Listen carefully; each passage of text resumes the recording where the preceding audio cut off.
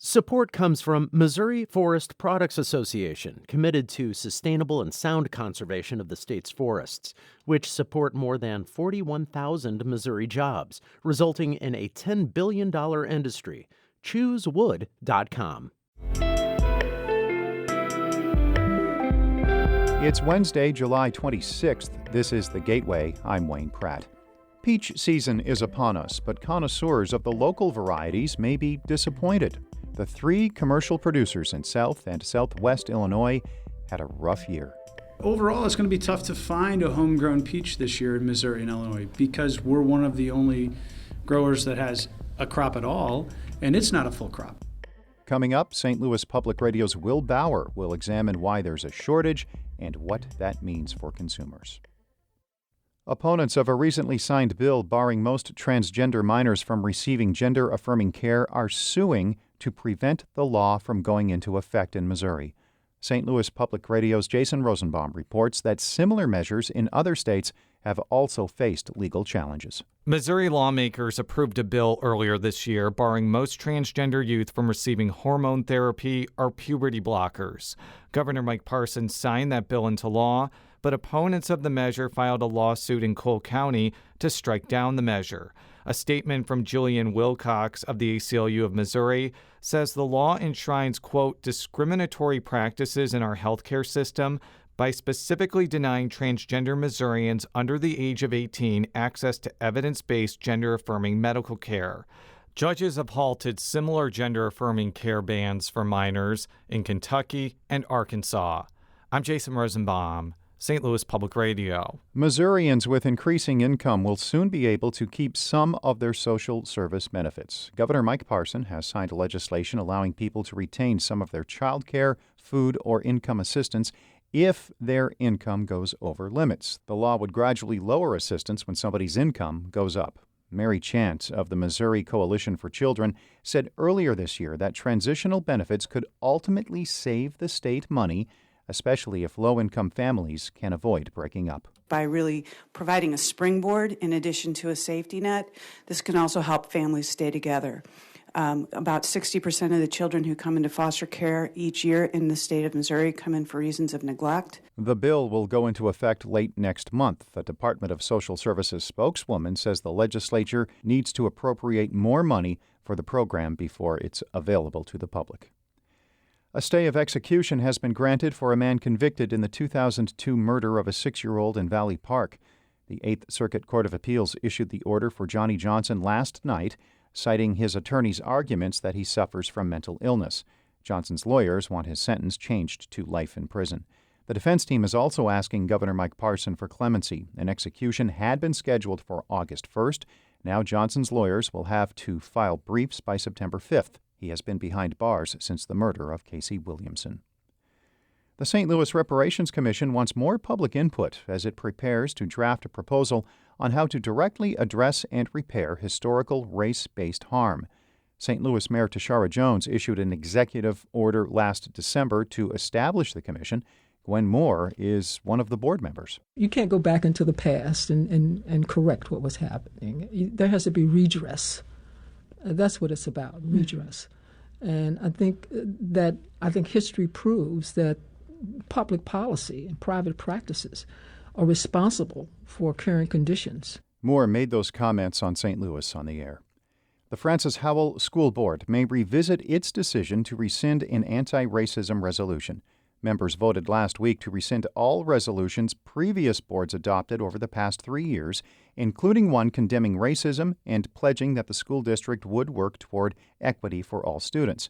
Students, parents, and community leaders have criticized the move.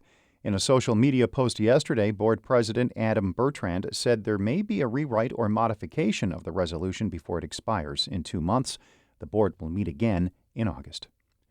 St. Louis may be an unlikely place to celebrate Shark Week since the nearest ocean is more than 600 miles away.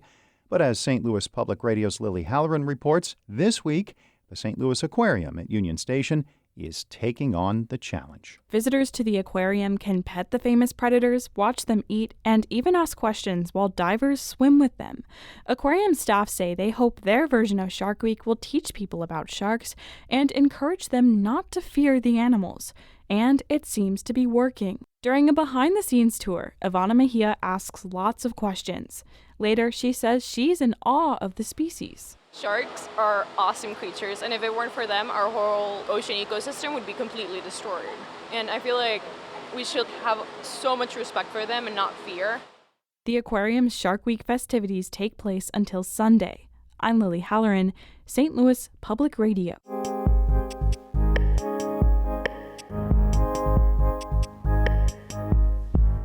Peaches are synonymous with summer, but this year there are fewer local varieties and they're more expensive. That's because a cold spell in December knocked out a vast majority of the region's crop.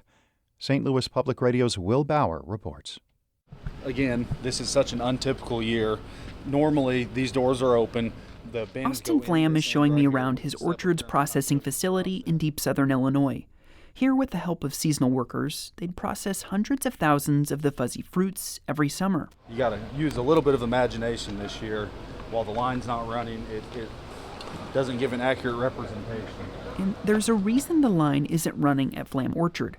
A big winter storm in late December got to the peach trees, and bad.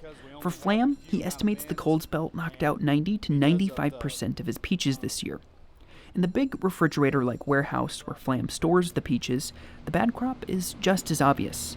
What normally would be chock full of peach bins is nearly empty. To have a loss as bad as we've had this year, it's very rare. This is the worst loss we've had in about 16 seasons, since 2007. It's so bad that Flam is selling very little wholesale to grocery stores. For the most part, the orchard is selling directly to consumers. Had this been a normal year, Flam's production line might have sounded a little like it does in Belleville. These peaches are going to be made into peach cider tomorrow. Chris Eckert's line running at his family orchard is a little stronger than Flam's. His trees produce enough fruit to sell wholesale to places like Schnucks, but that doesn't mean it was a good year. Overall is probably more like half a crop. We're going to be pretty excited about a half a crop if we can get that. Why this year turned out the way it did is kind of a mystery for Eckert. Why did his crop end up better than Flam's? Why did his Gala variety take the cold so poorly? Why did the Redhaven take it well? Or why did one side of the hill do so poorly while the other didn't? These are questions Eckert hasn't found all the answers to. His best explanation? Weather creates strange situations. That's kind of the world we live in, is the weather is different always. These types of one-off situations are not that unusual in our world. It's like, well, that's never happened before. This disease never was here before. That insect was never here before.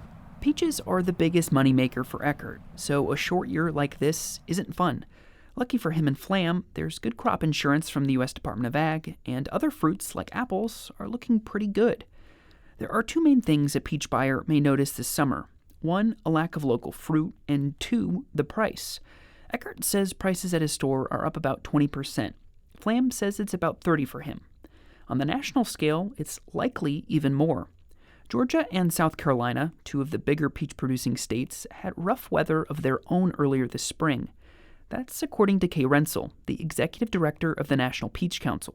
With such a significant number and volume of fresh peaches coming out of Georgia and South Carolina in any typical year, it does make a big difference to the marketplace and the availability of fresh peaches. Local growers are hoping to make the best of a bad situation and use the peach shortage to encourage people to buy directly from them.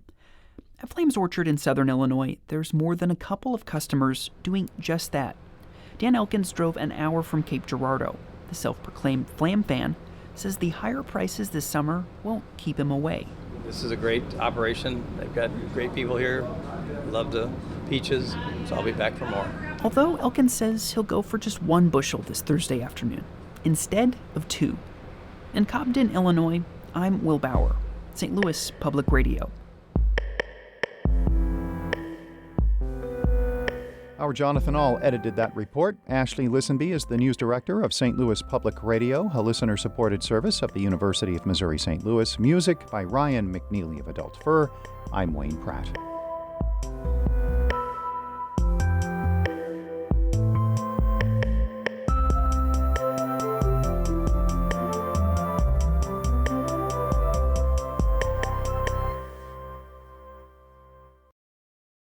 Support comes from the Missouri Forest Products Association, committed to conservation and careful management of the state's forests to make them more resilient and better habitats for wildlife. ChooseWood.com.